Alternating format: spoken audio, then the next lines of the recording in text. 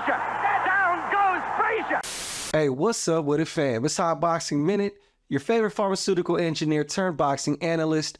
Back at you with that uncut real as only I know how to bring it, and we have got so many fights to talk about. What a fascinating, jam-packed weekend of fights. It kind of crept up on me. I really didn't think about how many fight cards there were. There was like a Golden Boy fight, a club show event out there in Cali. There was the fight between, Bill Hutchinson and the return of Adrien Broner. We had Jaime Munguia, Sonny Edwards, all kind of fun stuff going all over the place. So let me start off with the first one. What we saw on Friday night out there, I believe, not BLK Prime, but it was Fight TV. It was on Fight TV in association with Don King Promotions, and we saw the return of the Can Man, Adrien Broner. Now, Adrien Broner is a very polarizing figure, and you either rock with him or you don't. And me, I rock with Adrien Broner, y'all. I can't not rock with him. As soon as he came out with when he came out in that fight with goodness, what's that? Rich Homie Quan, and he did that that is my lifestyle. Like, oh, that was my thing. I know he got beat up by Marcos Maidana, and a lot of people don't like Adrien Broner. To let you know, the way I grew up watching boxing as a kid, I used to see Madomero Paez. I used to see Hector Camacho. I used to see Prince Nassim Hamed. So I've always had a soft spot for loud, charismatic fighters that draw a lot of attention. Muhammad Ali was that very same way. So when it comes to Adrien Broner, I can't not like Adrien Broner. The Can Man, American, Mexican, anybody can get it. Gang, gang all day long. We got to see the return of Adrien Broner. He was fighting Juris Doctorate Bill Hutchinson, an attorney who really had no business being in the ring with him. But regardless, I was thoroughly entertained because, hey, like I said, I like Adrien Broner. I know a lot of people don't. And if you don't, that's on you. But Adrien Broner, I would love to see him get one more big paycheck before he rides off in the sunset. He's only like 33 or 32 years old. He's not that old. But anyways, yeah, the Can Man was back in action this weekend, and he's back in the W column. The fight itself was very anticlimactic. Adrien Broner's record, anyways, now is 35-4-1. Yeah, 35-4-1. The judges' cards had ruled it. It was so Adrien Broner fought Bill Hutchinson, and it was pretty much everything we expected it to be, barring that Adrien Broner just totally, completely lost all of his skill sets. In the very first round, it looked like he was going to get Bill Hutchinson out of there. Bill Hutchinson somehow survived it. He's one tough character. He was essentially getting beat up at will for the duration of that whole fight. The judges' cards at the end of that fight ruled it in favor, of course, of Adrien Broner. 190, 99-91, 99-91.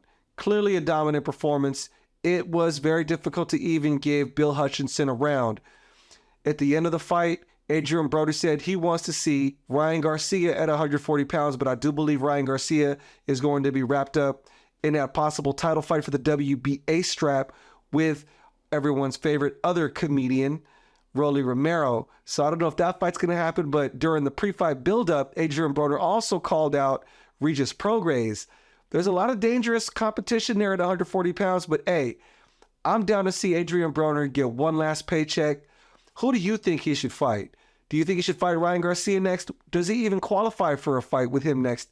I don't really know. I just know Adrien Broner still has relatively large name recognition, and if you pair him with the right act, with a Rolly Romero possibly, hell, a Subriel Matias, hey, just follow me here.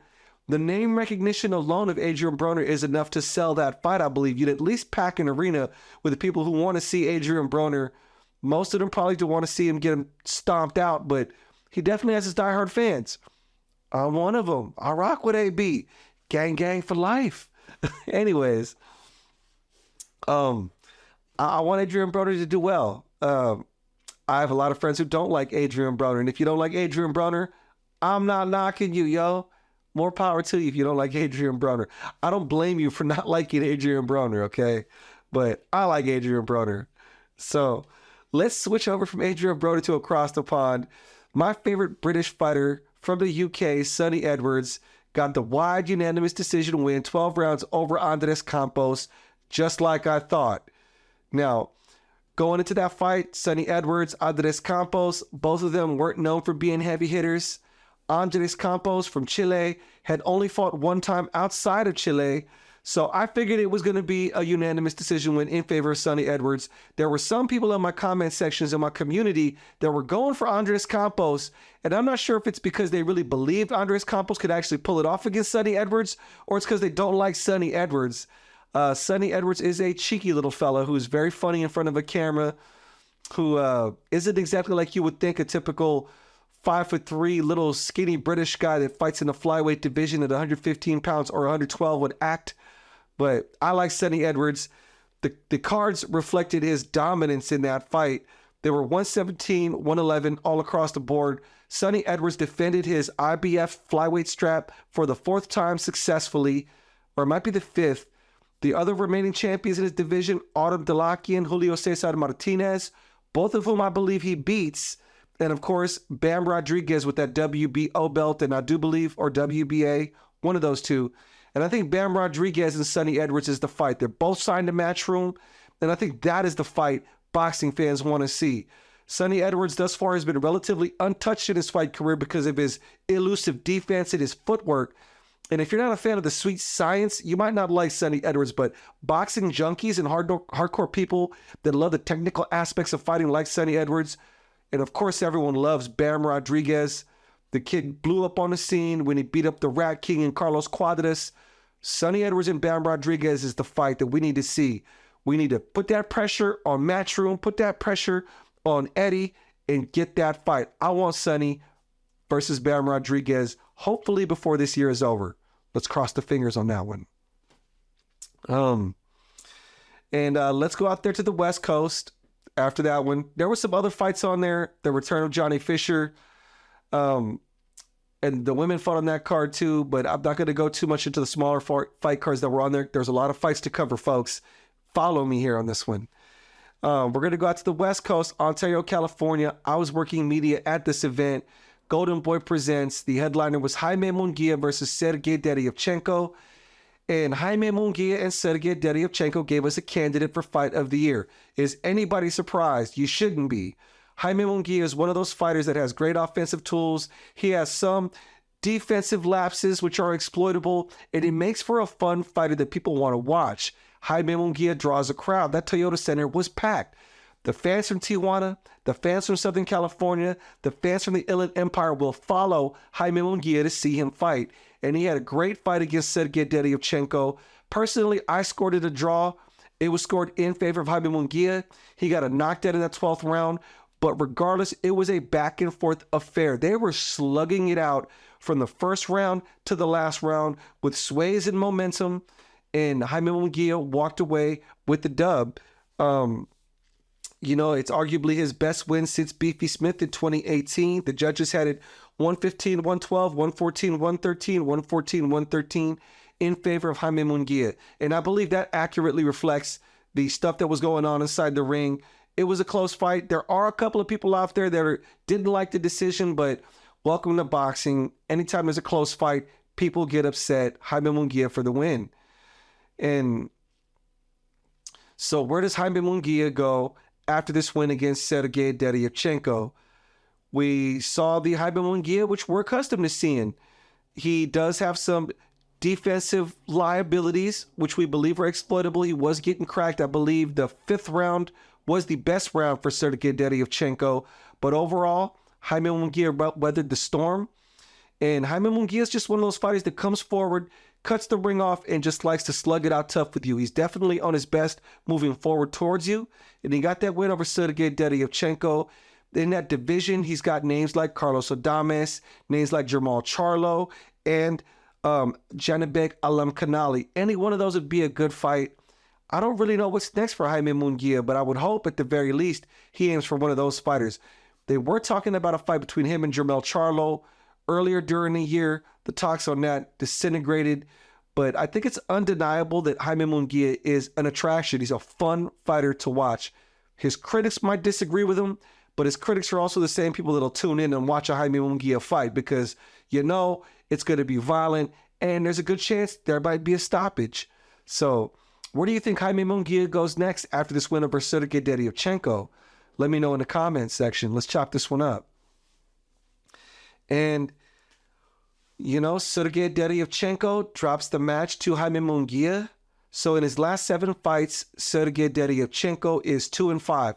And you can't take anything away from Sergey Derevyanchenko. There were people, casual fans, of course, during the build-up to Jaime Munguia versus Sergey Derevyanchenko, who were dogging Sergey like he doesn't have a thorough resume. Is he a multiple division champion? No, but he has fought the best of the best. His losses only come against the cream of the crop in that middleweight, super middleweight division. He's lost to Danny Jacobs. Arguably, he lost that fight to Triple G, but arguably, many people felt he should have won that fight. He lost to Carlos Adames, he lost to Jamal Charlo, and now he's lost to Jaime Munguia. And every single one of those fights was highly entertaining and fun to watch from beginning to end. You got to give Sergey Derevyanchenko his credit.